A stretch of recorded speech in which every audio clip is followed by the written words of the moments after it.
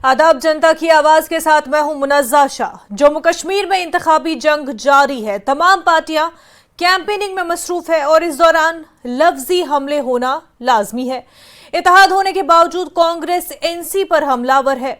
कांग्रेस की वक़ार रसूलवानी ने इल्जाम लगाया कि एनसी के झंडे में सुर्ख रंग इस बात की अलामत है कि पार्टी का हाथ लोगों के खून से रंगा हुआ है। वहीं वक़ार रसूलवानी के बयान पर बीजेपी तर्जुमान अल्ताफ ठाकुर ने कहा कि वानी ने जो भी कहा सही कहा। ठाकुर ने कहा कि नेशनल कॉन्फ्रेंस के दौरे हुकूमत में 1.5 लाख से ज्यादा लोगों की जानें गई हैं। तो पीडीपी ने कहा कि कांग्रेस और एनसी के बीच कोई फ्रेंडली अलायंस नहीं है। लेकिन जम्मू कश्मीर कांग्रेस सदर तारिक हमीद कर्रा ने वक़ार रसूलवानी की तरफ से एनसी क़यादत के खिलाफ इस्तेमाल किए गए रिमार्क्स और गैर पार्लिमानी जबान की सख्त मजम्मत की है।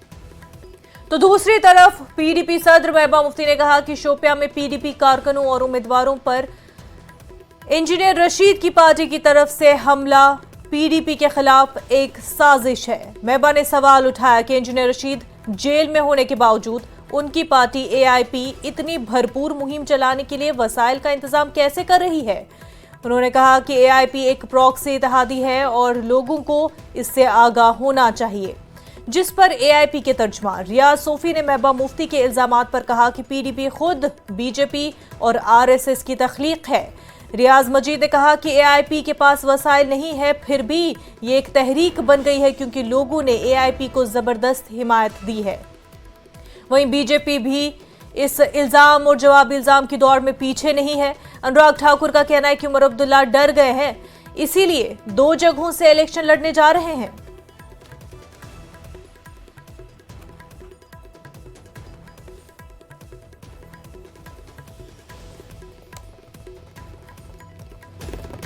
तो इंतखाबी जंग में आपको बता दें कि तमाम तर पार्टियां एक दूसरे पर हमलावर है। इल्जाम और जवाबी इल्जाम का सिलसिला जारी है। फर्स्ट फेज के इलेक्शन 18 सितंबर को होने हैं। ऐसे में चाहे कांग्रेस हो, नेशनल कॉन्फ्रेंस, पीडीपी या फिर कोई और पार्टी, हर एक जो है इंतखाबी मुहिम में जोरों शोरों से हिस्सा लिए हुए है। हर एक पार्टी, हर एक कैंडिडेट जो है कैंपेनिंग कर रहे हैं।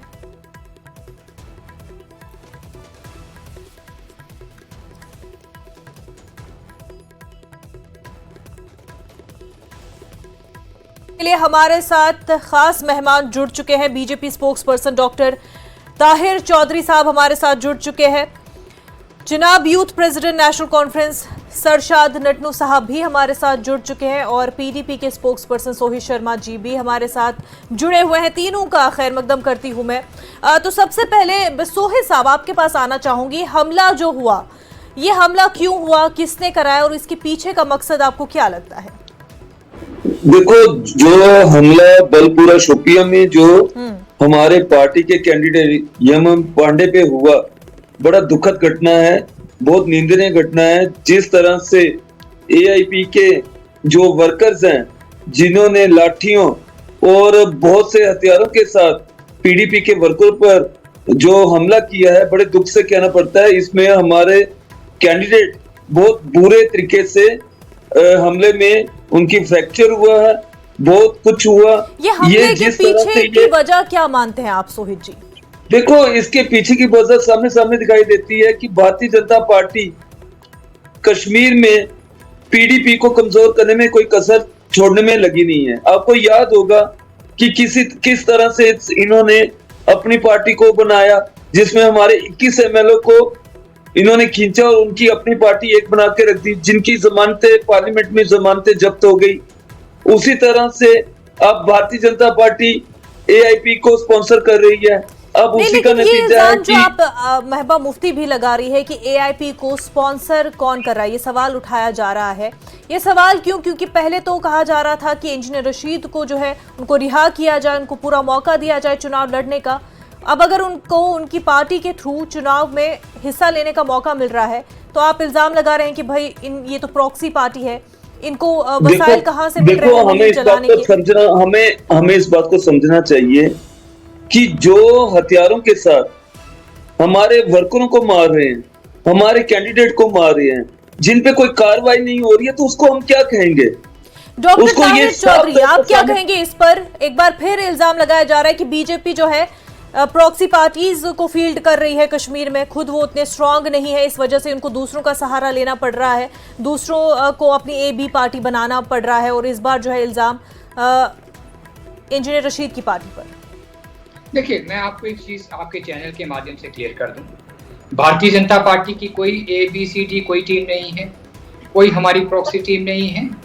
बदकिस्मती है नेशनल कॉन्फ्रेंस की, PGP की, क्योंकि उमर अब्दुल्ला साहब आगे ही पार्लियामेंट इलेक्शन में हार खा चुके हैं और इस डर की वजह से वो 2 जगह पे MLA की इलेक्शन लड़ने जा रहे हैं। इस चीज का आपको मालूम होगा। पर वो भी इल्जाम लगाते हैं कि उन्हीं के लिए जो है वोट वो उनको सही से न मिल पाए। ये कोशिश लोकसभा इलेक्शन में भी की गई कि जेल में जो बंद है उनको सामने रखा जाए, और अब भी ये कोशिश की गई कि सरजान बरकाती को उनके सामने लाया जाए ताकि उनका वोट डिवाइड हो सके, लोगों को इमोशनल किया जा सके और उनको जो है वोट न मिल पाए। ये कोशिश उन्होंने भी कहा कि हमारे खिलाफ साजिश कर रहे हैं बीजेपी। नहीं, बीजेपी पे बिला वजह उंगली उठाई जाती है और हर बार उठाई जाती है, क्योंकि ज़मीनी सतह पे चाहे नेशनल कॉन्फ्रेंस हो, कांग्रेस हो, PDP हो, ज़मीनी सतह पे इनका कोई वजूद नहीं है। और जब इनको बीजेपी बहुत मजबूत है, वो सामने दिखाई दे रहा है, नहीं पाएंगे, ये हार जाएंगे दोबारा। आपने देखा गांधरबल में उमर अब्दुल्ला साहब ने अपनी टोपी आवाम के आगे उतारी और कहा कि मेरी इज्जत बचा लो। जब एक फॉर्मर चीफ मिनिस्टर जिसने 70 साल जिस परिवार ने जम्मू कश्मीर में राज किया हो और जम्मू कश्मीर को अपना सुल्तान कहते थे, और वो लोग इस टाइम पे डगमगा चुके हैं और बार बार भारतीय जनता पार्टी पे उंगली उठानी।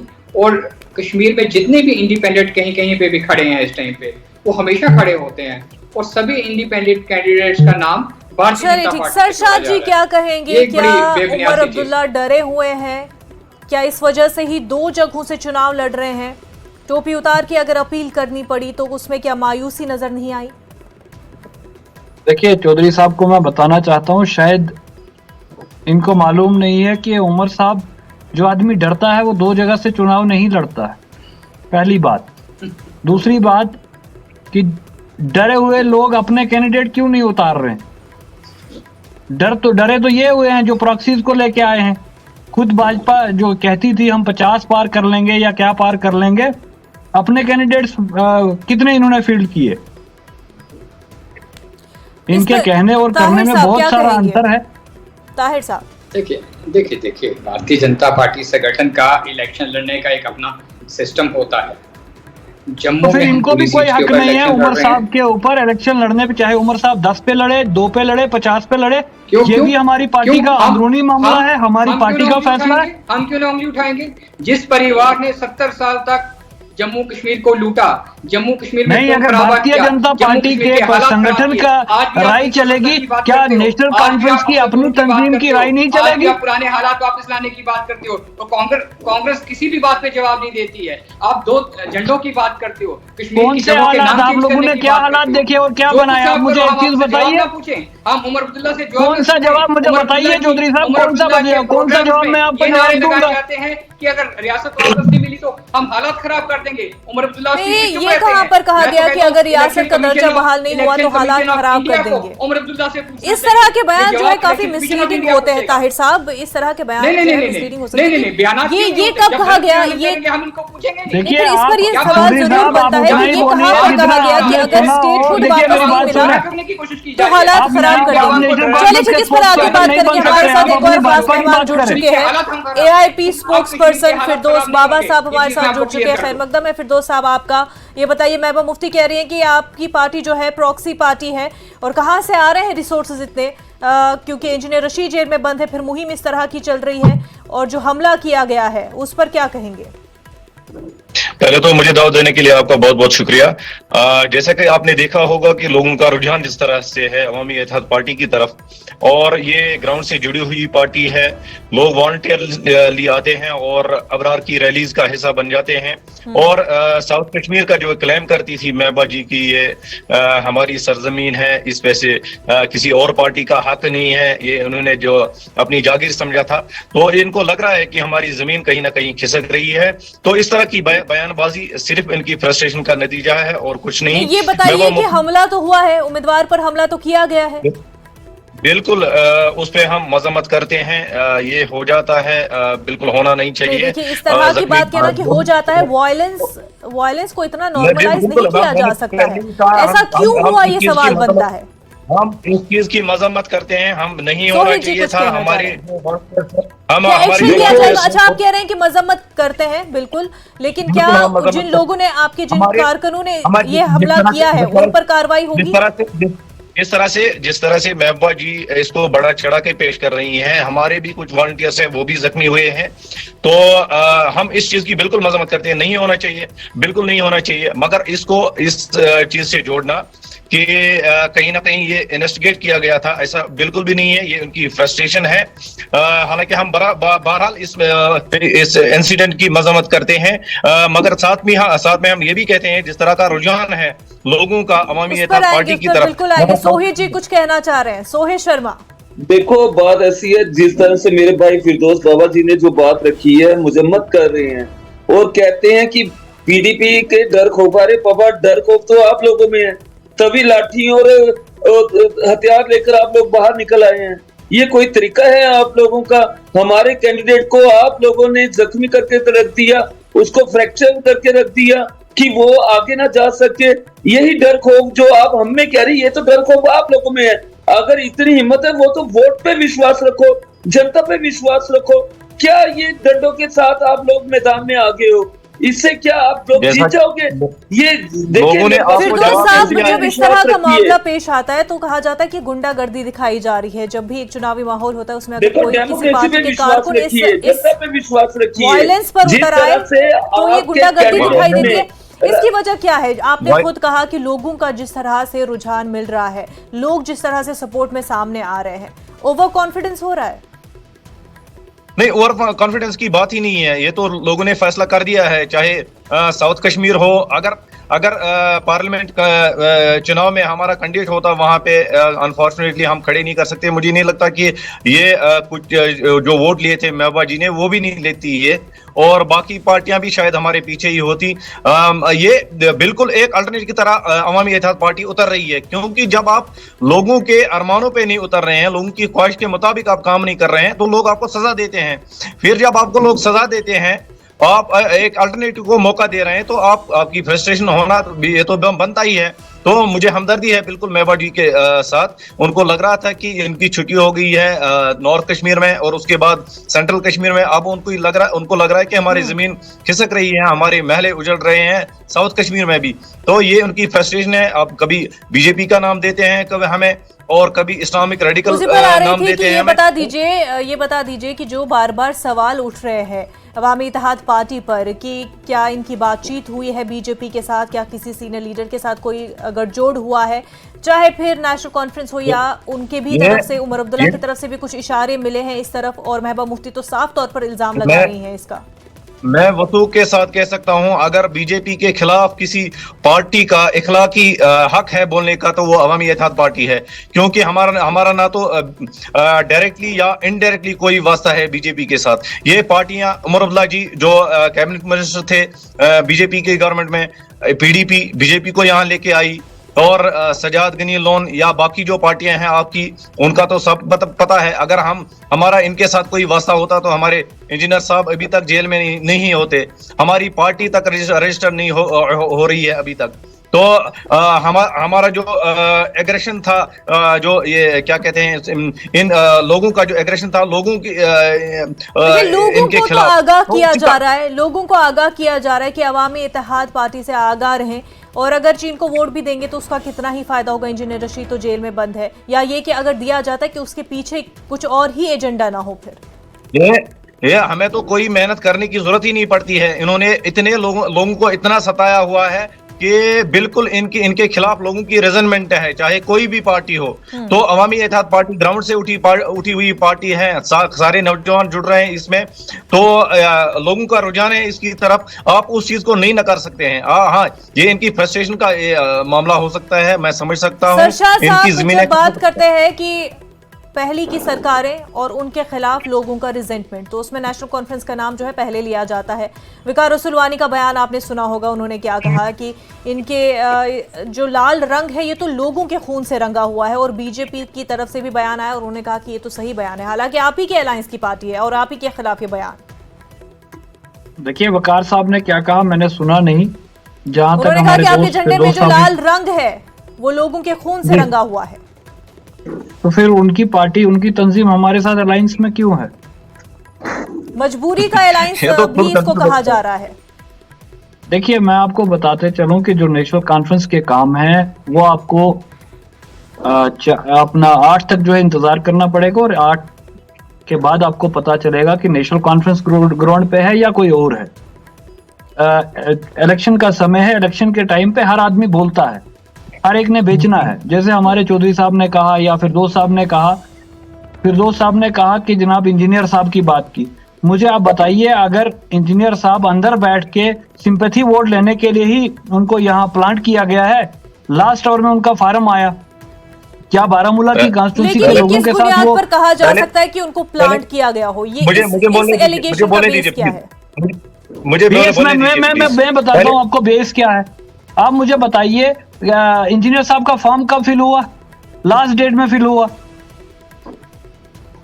मुझे अगर एक आदमी के ऊपर इंक्वायरी चल रही है। हाँ बिल्कुल, हमें किसी का आशीर्वाद नहीं था। इंजीनियर रशीद साहब का अगर फार्म एक्सेप्ट हो गया, वो सिर्फ कोर्ट ने एक्सेप्ट करवाया। इनको पहले जान लेना चाहिए। नहीं, ये आप छोड़िए ना। उसके बाद आप ये देखिए, उसके बाद अभी जो उमर साहब के ऊपर बात कर रहे थे, हमारे बीजेपी के हमारे एफर्ट पे हमारी लीगल टीम उसमें बैठी हुई चौधरी साहब, लास्ट में अगर फॉर्म भरा जा रहा है और जेल में बंद है, यूएपीए के चार्जेस के तहत है, उस पर शक जाहिर किया जा रहा है कि ये कैसे मुमकिन हो पाया?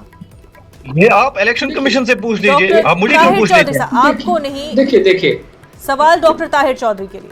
देखिए इंजीनियर रशीद साहब का कहते थे कि अगर हमने इतना डेवलपमेंट किया, अगर हमने नया जम्मू कश्मीर बनाया, अगर हमने रोजगार के अंबार लगाए जो इन्होंने पहले कहा, जब हमें बदकिस्मती से स्टेट से यूनियन टेरिटरी में लाया, मुझे बताइए आप फिर इनको इतनी हिम्मत क्यों नहीं आई कश्मीर के अंदर?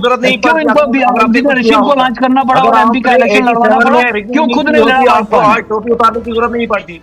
डॉक्टर ताहिर चौधरी साहब, देखिए मजा ऐसे प्रोग्राम नहीं चलेगा। मेरे से सवाल पूछते हैं, जवाब ये देते हैं। ताहिर चौधरी साहब, इंजीनियर रशीद साहब अगर इलेक्शन उन्होंने लड़ा पार्लियामेंट का वहां से जाके और उनको कोर्ट ने परमिशन दिया, तो मुझे लगता है कि वहां की रीजनल पार्टीज को कोई प्रॉब्लम नहीं होनी चाहिए।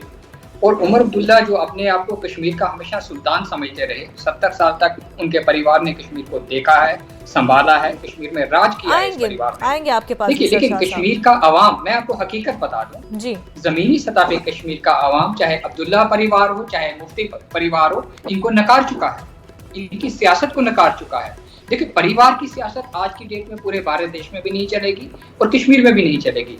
कश्मीर का यूथ नए चेहरों को चाहता है, नई सोच को चाहता है, जो नए कश्मीर का आगाज हो गया। तो क्या आपको लगता है ये नई सोच, नया चेहरा अवामी इत्तेहाद पार्टी है, जिस तरह का सपोर्ट लोगों का मिल रहा है? देखिए लोगों का अगर सपोर्ट मिल रहा है तो लोगों बेहतर सोच रहे होंगे, लोगों को ये इनकी सोच अच्छी लग रही होगी, उसके ऊपर हमें भी कोई टिप्पणी नहीं करनी चाहिए। मुझे लगता है लेकिन अब अगर सॉफ्ट अप्रोच बीजेपी का इंजीनियर रशीद की तरफ आ रहा है तो लोगों को उस पर शक हो रहा है। नहीं देखिए, अगर किसी के ऊपर केसेस चल रहे हैं, अगर बीजेपी का सॉफ्ट कॉर्नर होता तो मुझे लगता है अगर खुदा ना करे अगर वो जेल से उनको कोर्ट रिलीज कर देगी, ये लोग तो डांस करेंगे कि भारतीय जनता पार्टी उनको बाहर लेके आ गई। देखिए वो कोर्ट के अंदर हैं, कोर्ट के अंदर से उन्होंने, और हिंदुस्तान की हिस्ट्री में बहुत सारे लीडर्स ने जेल के अंदर से उन्होंने इलेक्शंस लड़ी है। सिर्फ इंजीनियर रशीद साहब की बात नहीं कर सकते, पूरे हिंदुस्तान में बहुत लोगों ने लड़ी है। और अगर वो जीते हैं, और उमर साहब ने उस दिन कहा मैं तो अपने को जीता हुआ समझ रहा था, लेकिन जब मैं हारा हूं तो मुझे थप्पड़ की गूंज सारी उम्र याद रहेगी। लेकिन आज भी उमर अब्दुल्ला साहब अपने आप को हारा हुआ समझ रहे हैं। दो जगह से वो इलेक्शन लड़ रहे हैं, फिर परेशान हैं, फिर डगमगा रहे हैं। वही हाल पीडीपी का है, ये चीजें इनसे डाइजेस्ट नहीं हो रही। लोग फिर कभी भारतीय जनता पार्टी कि अब जो है नई सोच, नई फिक्र वाले चौधरी साहब सिर्फ एक बात का जवाब देंगे, क्यों उमर साहब के पीछे ये लोग ऐसे बात कर रहे हैं? हर वक्त मैंने इनको सिंपल सवाल बोला कि आप भारतीय जनता पार्टी ने पार्लियामेंट इलेक्शन में अपने कैंडिडेट क्यों नहीं उतारे? क्यों इंजीनियर साहब को सपोर्ट किया, देखिए, लास्ट राउंड में क्यों देखिए, उतारना पड़ा, मैं इसका जवाब इसका चाहिए मुझे। जवाब दूसरी देखिए, बात, डॉक्टर प्लीज साहब। आपको मैंने बात करने दी, आप मुझे पूरी बात करने देंगे ना तो प्रोग्राम मैं चलेगा। जवाब दे रहा हूँ, मैंने जवाब आपकी सुन बात लीजिए, नहीं काटी। क्योंकि हम लोग आपका नैरेटिव समझते हैं। नेशनल नहीं, आप कांग्रेस क्या सुनेंगे, चाहती पूरी है? बात सुनेंगे। आप कांग्रेस कल पार्टी तक आप क्या इंजीनियर चाहती है? रशीद साहब के लिए क्योंकि क्या क्या आप नहीं लोगों बोलते का और थे, कांग्रेस आपके बड़े पार्टी बड़े का लीडर। रिश्ता बहुत पुराना चलिए है। ताई आप साहब, ये आप रिश्ता पूरी नहीं बात तोड़ना सुन ले चाहते। सरशाद जी की, आगे आप फिर हम चौधरी साहब आपके मेरी पास बात जरूर आएंगे। सुनेंगे तो बात आएगी ना। बात चले कहें सरशाद जी।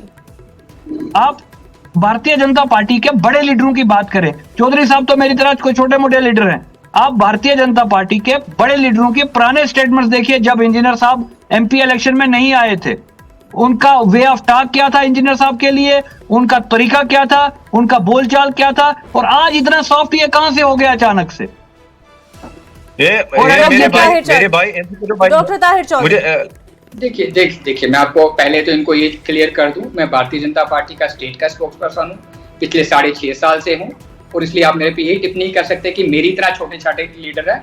आपको मैं पहली बार पैनल पे देख रहा हूँ, और न्यूज 18 पे मुझे लगता है हफ्ते में 3 बार मैं आता हूँ। ये चीज आपको क्लियर कर दूं, पहले अपनी इस चीज को क्लियर कर लीजिए।